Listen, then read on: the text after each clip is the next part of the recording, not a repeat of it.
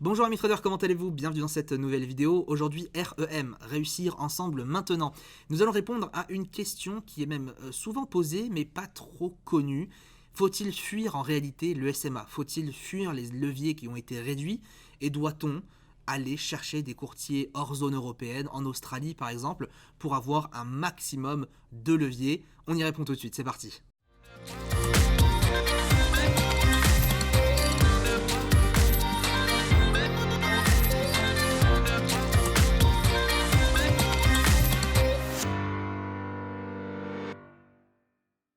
Bon, j'ai rien à vous dire là pour le coup. Si déjà vous vous posez cette question, pour moi, c'est qu'il y a un souci. Pourquoi vraiment vous avez besoin d'un effet de levier plus important? Ça, c'est la question que je vous pose et c'est la question que vous devez me répondre là tout de suite. Vous ne devrez pas réfléchir. Pourquoi vous avez besoin de levier? Pour moi, il y a deux réponses vraiment à cette question. La première, j'ai envie de prendre plus de risques. J'ai envie de prendre plus de positions. Si vous partez dans ce principe-là, hop, de côté. Pour moi, vous ne serez pas rentable sur du long terme. L'effet de levier, abuser de l'effet de levier, ne vous permettra pas déjà de progresser, d'être psychologiquement fort, mais surtout, vous ne pouvez pas être rentable. Si vous utilisez beaucoup de risques sur votre compte, vous ne serez jamais rentable. Et je ne veux pas être cette personne qui va vous dire non, vous ne pouvez jamais faire ça, parce qu'on ne peut pas dire jamais à jamais. Mais le problème, c'est qu'en trading, on peut le dire dans le sens où le risque conduit inévitablement à la ruine. Je prends un exemple, alors je vais en parler 10 secondes.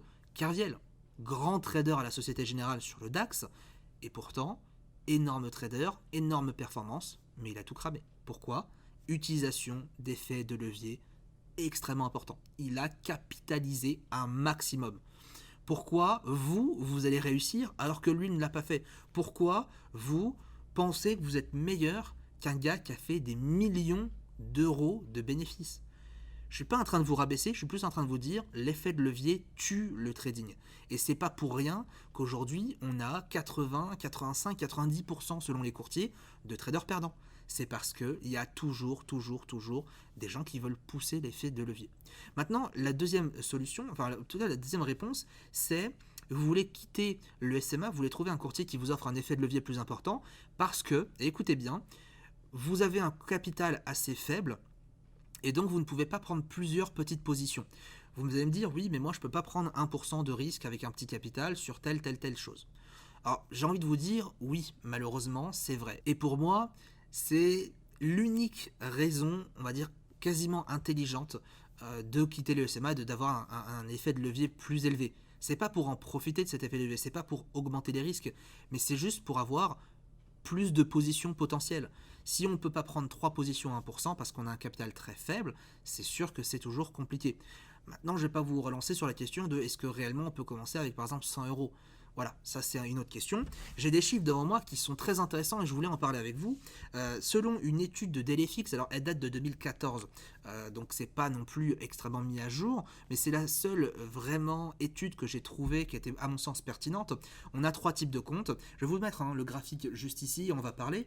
Sur ces 3 types de comptes, vous le voyez, on a des comptes de 1000$, de 5000$ et de 10 000$. Sur ces comptes, on s'est rendu compte que sur 1000$, l'effet de levier utilisé était en moyenne à 26 sur 1. C'est-à-dire que vous allez utiliser 26 fois la taille de votre capital pour spéculer.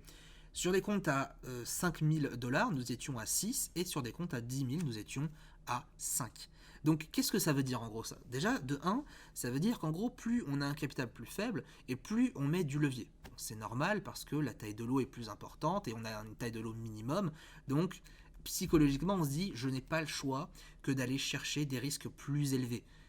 Malheureusement, c'est une bêtise. Je vous expliquerai dans une autre vidéo comment faire des beaux bénéfices avec des petits comptes sans pour autant risquer. C'est une erreur de penser que parce que vous avez un petit compte, vous devez risquer plus.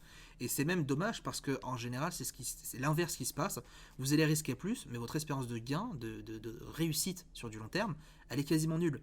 Donc à quoi ça sert d'investir une somme où on sait à 99,9% qu'on va la perdre au bout d'un moment? À cause de, toujours, l'effet de levier. Deuxième chose, donc ceux qui ont un capital de 1000 en dépôt avec des effets de levier assez abusés qui est de 26, et encore c'est pas non plus énorme, hein, c'est pas des effets de levier de 100 ou 200, mais c'est quand même du 26, et bien vous voyez que 20,91% seulement sont rentables. Et par rapport à la statistique juste en dessous, celle du 10 000 $ de dépôt avec un effet de levier de 5, et je vous parle même pas de dépôt, hein, là c'était juste pour la comparaison, mais quand je compare un levier de 5 par rapport à un levier de 26, on s'aperçoit comme par hasard et comme par magie que eh bien, la probabilité de succès en trading n'est passée de 20% 91 à, attendez-vous, vous l'avez vu de toute façon à côté, 37,37%. Ça veut dire qu'on a quasiment doublé la probabilité de réussite en limitant son risque. À partir de là, j'ai envie de vous dire, réfléchissez. À partir de là, j'ai limite même pas besoin de répondre parce que la statistique parle d'elle-même. L'effet de levier vous tue sur du long terme. Et il y a une autre statistique que j'ai pas écrit là et qui est intéressante aussi, que j'avais notée. Vous saviez d'ailleurs que, donc encore une fois de la statistique de 2014, à peu près 50 à 60% des positions de traders sont gagnantes. Ça veut dire qu'on a 80% de traders perdants, mais de ces 80% là, ou même des 100%, on gagne presque plus d'une fois sur deux. Alors on se dit, bah attends, c'est pas possible. Et bah pourquoi ? Utilisation d'effets de levier, donc avoir, et ça c'est aussi une autre statistique que je n'ai pas pu vous trouver sur papier, dont je me rappelle, en général, un trader perd le double de son investissement. Donc, effet de levier, pas de gestion de risque, et même si on gagne à 60%, eh bien on se fait balayer, et donc on ne gagne pas. Donc ça, c'est des statistiques qui sont super intéressantes à comprendre et à connaître. Réfléchissez là-dedans, ça doit vous remettre en question.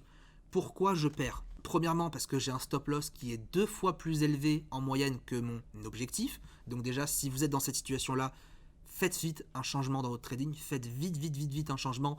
Allez chercher au minimum des ratios de 1. Deuxième chose, mais c'est le levier. Plus vous allez utiliser de levier, et plus forcément vous allez vous exposer à des pertes assez importantes. Donc, la solution maintenant, une deuxième solution que je vous donne, c'est quoi ? Eh bien, arrêtez de risquer trop et calculez votre lot. Si vous ne savez pas calculer votre lot, je vous remets en direction, juste en bas dans la description, d'une vidéo que j'ai faite sur YouTube sur comment calculer la taille de ces positions. Eh bien, allez chercher 1 à 2% maximum de risque sur votre capital. N'allez pas chercher 5%, 10% de risque. Si vous perdez 2 fois d'affilée 10%, croyez-moi que pour récupérer 20%, il ne faut pas gagner 20%.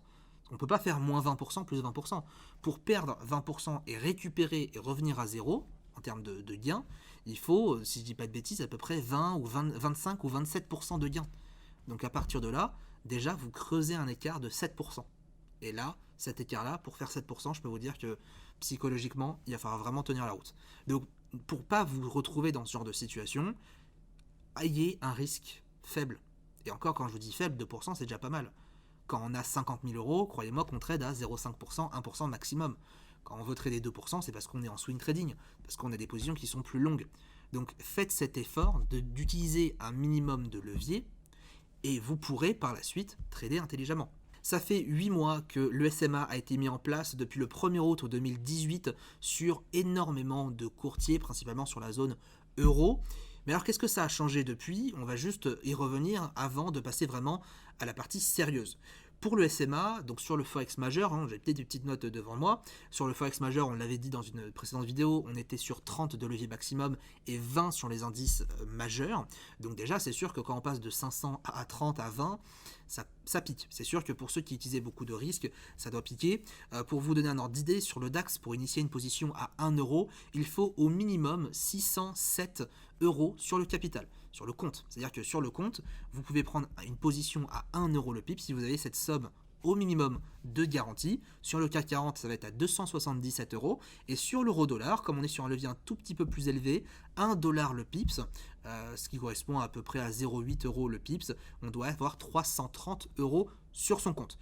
Alors, cette régulation-là, moi je la trouve intéressante. Il y a eu pas mal de guerres entre moi je trouve que le SMA c'est pas bon parce qu'on n'a plus assez de levier comme avant, mais d'un côté, moi et mon avis, et je pense que je l'ai retrouvé dans pas mal de traders pros, c'est bien, c'est une bonne chose en fait, parce que le levier en lui-même, c'est ce qui tue le trader.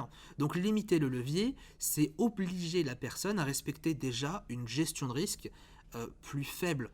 C'est sûr qu'aujourd'hui, on ne peut pas risquer 10% de son capital si on est dans un courtier qui a la régulation de l'SMA.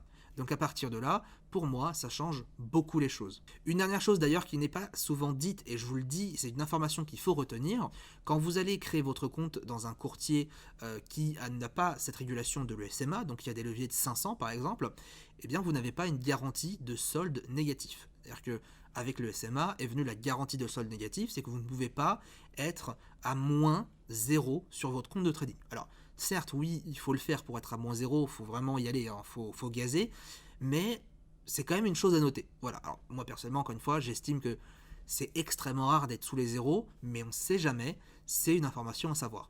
Pour finir cette vidéo, on se pose la question, tenez, allons voir un petit peu les sondages, servons-nous justement de cette vidéo pour voir un petit peu la vie de chacun. Vous avez un sondage juste en haut à droite. Qu'est-ce que vous faites vous? Avez-vous un compte de trading classique avec des effets de levier assez faibles? Ou alors est-ce que vous avez un compte chez d'autres courtiers, notamment australiens, pour pouvoir bénéficier des leviers maximum? Répondez-y juste en haut encore une fois sur la fiche, on va pouvoir regarder les résultats, c'est toujours intéressant de savoir si on est à plus de 10% de courtiers en Australie, là franchement je vous dirais vous abusez. Enfin bref, j'espère que cette vidéo vous aura plu, merci d'être resté jusqu'au bout, très bonne session de trading à tous, on se retrouve pour une prochaine vidéo, ciao ciao.